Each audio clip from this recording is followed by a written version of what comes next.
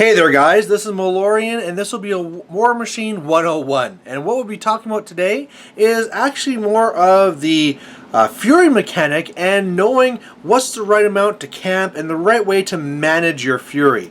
So, super basics for those who don't really know. In Warmachine, the part that has all the jacks and robots, you deal with your focus. Every single turn, your caster gets the same amount, and it's a really set pace of how you use your focus.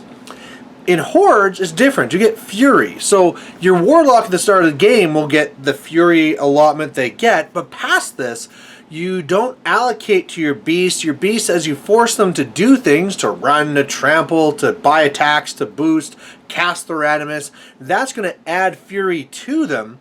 Your Warlock still uses the Fury to cast spells, but also she can use that, other than like in Warmachine, we use the focus to raise up your armor, use that Fury to transfer up the damage to other beasts. So there's always this thing about saying, okay, if I take a big hit, I can transfer this to different areas, and at the end of the day, I need to be in a spot where at the start of the turn, I'm going to go and take this Fury off my beast onto myself up to my max, and then if there's anything left on the beasts, well, then they might go crazy. I have to look at their threshold, minus off their Fury, and then try and roll that or less. And if they don't fail, they can go crazy and attack something, and then that's it. That's their activation. If I didn't have enough Fury out there, then all of a sudden I will be low, which I can just deal with, or I might have to cut myself and you lose 1 health for every Fury you get back. So that's really it in a nutshell. That's what you can get from just reading the rule book. But what's some real tricks and tips to managing that Fury? And there are definitely some ones out there. Now, the first part to it is just being someone who can plan out their turn. At the start of the turn, you should be saying, okay, this beast is going to run here. I'm going to need to cast this spell over here. This beast is going to be attacking this. It's probably going to take this much Fury to get it done. And just adding those things up. Now, one of the things that can really mess with your plan is, whereas in Warmachine, it's like, well, if I want this jack to take that out, it needs to happen. 3 focus, off you go. Well, when it comes to Hordes and your Fury, you have some flexibility here, because as long as you're within your control range of your Warlock, you can keep on buying and getting more Fury to the beast. And it's always one of those things where it's like, oh, I need one more attack. Should I go for it? Because I could take out my target, and that'd be massive. However, I might be losing my beast next turn as well if I fail my frenzy test. So it's kind of a... Some people will say that there's a huge bonus and benefit to this Fury system because you have that flexibility, but at the same time, you can get yourself into some pretty fast trouble if also it's like, oh, my guy's going to frenzy and I just lose this heavy, and my opponent, who might even know this, let's say if there's an animus like Primal on, can really work around that. So it can also be a little bit dangerous too. But either way, at the start of your turn, you need to really try and plan out where you think you're going to be doing all your stuff. And something that's nice is if you can have a beast or something at the end that's non-critical. So let's say if it's something like, okay, I need to do some very simple things this turn, and actually that's not going to use up all my Fury. I'm going to need to generate more Fury. Well, you play out your turn, and when you get to that final beast, whether it's a light or whatever it is, you can always go and force them to rile. Now in riling, you can kind of go up to whatever Fury you want, up to their maximum. And so it's like, okay, count up my Fury on the board. How much more do I need? Okay, let's add that on. And I think that's another big part of it too. Don't just get into your turn and start doing stuff, right? Don't just go in there like, oh, I'll attack here, might as well boost this, I'll do this, might as well do my animus. Always keep in mind how much Fury you have down on the table. It's easy math, but all of a sudden, if you just kind of don't think of it as like, oh yeah, I'll cast my animus here for 2, and all of a sudden you're going to have an extra 2 Fury on the table, that could be a real problem. Now, that anchor is a huge part if you're going to go light. If you're not going to be using all your Fury that you need to read back, that last little beast that can either rile or do an animus just because, that's fantastic. It helps even up that math there to make sure you're going to have everything you need.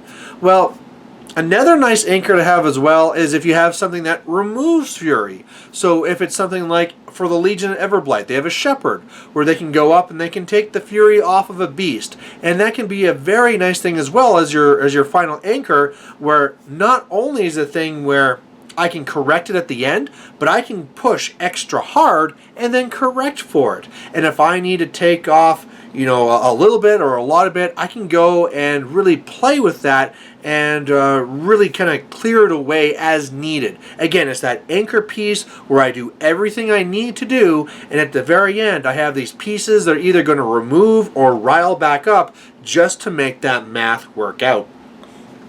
Now, that part can be fairly easy. One of the parts where it could get a little bit harder is what happens if I think I'm going to be attacked, and I think my Warlock is going to need to have some extra fury on it so that the Warlock can transfer damage out to some of the beasts. Well, there's two components to this at first. You can only transfer to a beast that's not maxed out. So clearly, if you want to have a fury target, make sure it's not maxed up with fury, otherwise your mechanic is useless because you can't transfer anyway, because you have no legal beast to transfer to. So that's the first part. Make sure you have a beast that has something available.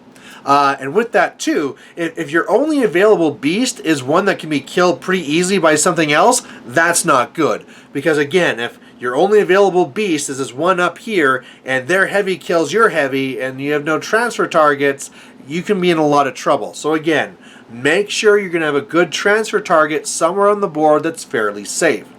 Now, the question always is, how much fury do you leave on your Warlock? And again, you can go into this trying to plan it out, saying, okay, they can attack here and here. The odds are they're going to hit this many attacks. I'm going to need to take this much damage. I can transfer these two spikes and I'll be fine. And it's always a thing, too, just that risk of how many times do I think they're going to hit and playing it out there.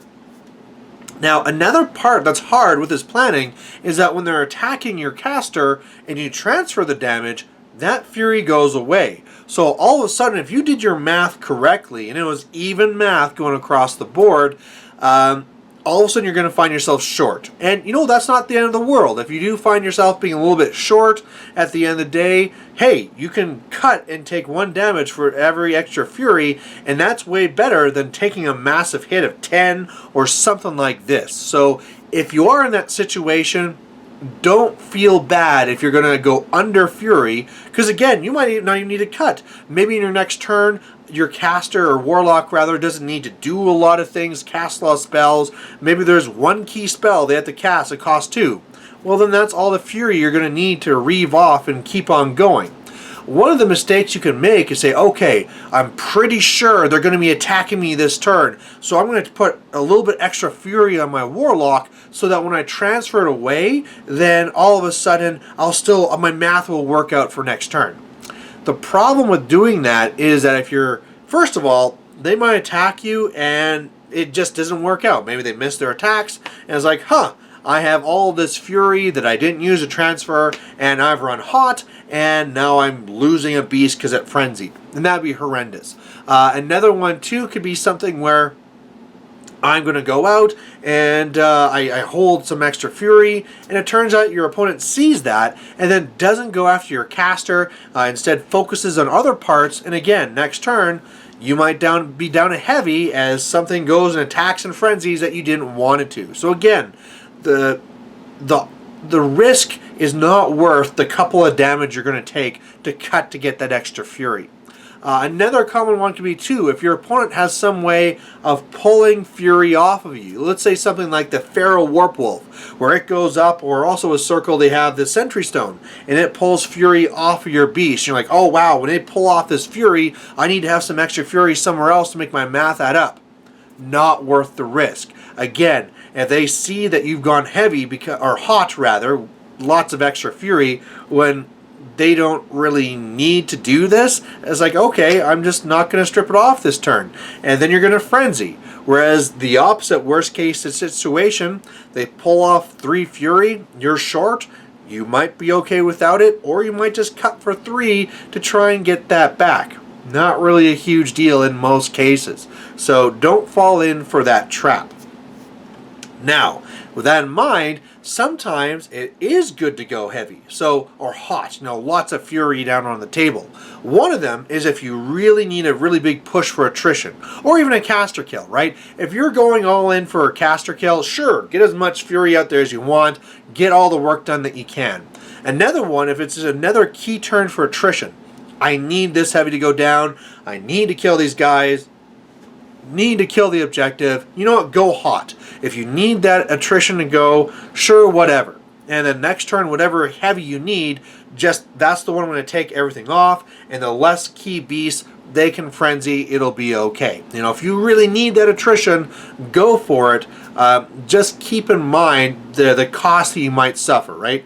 I might push heavy and hot and take out 2 extra heavies this turn, but if I lose all my heavies next turn because they're frenzying and stuff, maybe not worth it. Another thing too is the planned loss with that. I mean, when you're attacking in and you're going with that big attrition and you're taking out these heavies, you might go extra hot and have extra fury. And if you don't lose any fury, if they don't kill your beast, you won't have enough to take back. That is actually completely fine, because if they decide not to attack your heavies, you're still up a heavy. So a lot of times when I was playing, say, like Legion and Everblight, and it was that turn where I really want to get in deep and kill some guys, that one Scythian that needs to kill that heavy, but it's probably going to die back, whatever. Load it up, kill as much as I can. Next turn, hey, if they kill it, I don't take the fury, that's no problem. I'm not going to reave that fury. And if they don't kill it, whatever, it freaks out, maybe kills one guy, awesome. I didn't lose a heavy. I'm still planning the rest of my game around the others. So again, it's not like you can just forget your math. You just got to make sure that for the beasts that you plan not to lose, that you plan to be still part of your strategy, that your math is still going to work out. You don't want to go just totally crazy everywhere and find like, oh yeah, I just got nothing going for me. So that's really that there. Again, a huge part of this with this fury and this fury management is just not to push it too far when you don't need it. It's one of these real things where it's just mitigation of risk. And another part about this mitigation of risk could be that your beast doesn't want to get up there at all and do anything. Maybe it just want to stay back and rile. And what this is going to come up with is really endgame. Because again, with Warmachine, where, hey, I don't care what's on the table, I'm going to get the same focus every single turn. In Hordes, I need my beasts to pull off my fury. And one of the real weaknesses of Hordes is that if their beasts are killed, I have no mechanic to get fury anymore. And it's really, really bad. Really the clock goes on saying, hey, either your warlock does nothing or you have to start cutting yourself to get your fury, and eventually that starts looking pretty bad.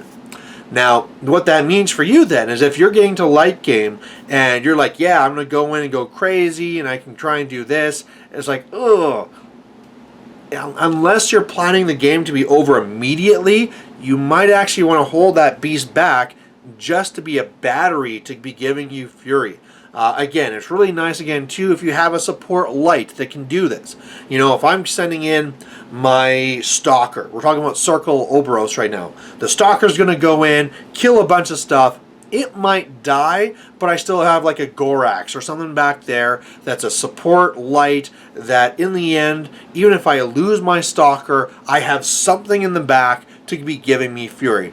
This is where lights actually work out very well in Hordes, because a lot of times if you just go with these heavies and you push up really hard with these heavies, well, if they die, you're screwed. If you want to hold back a heavy, that's a lot of points that you're not doing your work with. A support light is a nice thing to have to get out that Animus, the key Animus. Maybe it's a ranged beast like the Nephilim Bolt Thrower. It could do some work from the back, and then it's something that's kept back and safe to keep on being that fury battery, to keep on feeding your one caster. Plus, when we talked before about having a safe transfer target, that's a perfect safe transfer target. So either way, guys, that is really fury management, and hey, enjoy it because it's lots of fun. Catch you later. Bye.